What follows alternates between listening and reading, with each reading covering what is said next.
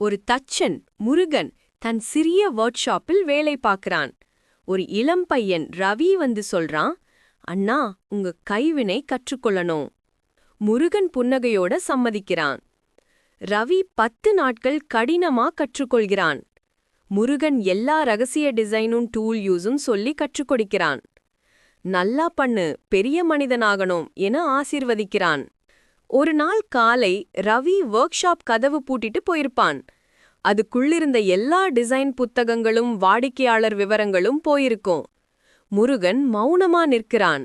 சில வாரங்களில் ரவி தனது பெயரில் கடை திறந்து அதே டிசைனில் வேலை பண்ணுறான்.